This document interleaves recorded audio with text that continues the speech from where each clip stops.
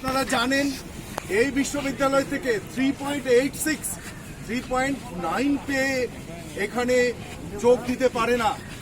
আপনারা জানেন যে 3.5ও ছিল না মাননীয় উপাচার্য জামাতার, তাকে চাকরিতে নিয়েছে, তার পজিশন 67।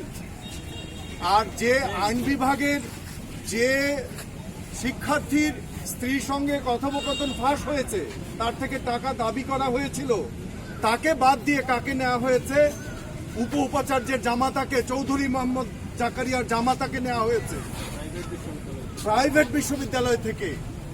আমরা এই বিশ্ববিদ্যালয়ের সম্মান অক্ষুণ্ণ রাখতে চাই। আমরা চাই না আত্মীয় প্রতিপালনের একটি খামারে পরিণত হোক এই বিশ্ববিদ্যালয়।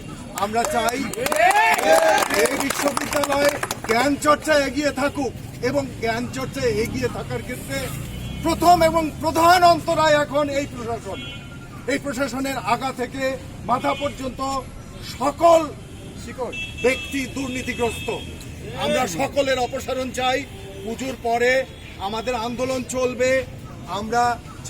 আমরা যারা ভালোবাসি, আমরা জানি আমাদের ছাত্রদের প্রাণপ্রিয় প্রতিষ্ঠান এই বিশ্ববিদ্যালয়। আমরা আমাদের শিক্ষার্থীদের আহ্বান করছি, অফিসার কর্মকর্তা কর্মচারীদের আহ্বান করছি এই আন্দোলনে যোগ দেওয়ার জন্যে। আপনারা যদি আমাদের আন্দোলনকে ন্যায়সঙ্গত মনে করেন, অবশ্যই আমাদের সঙ্গে থাকবেন।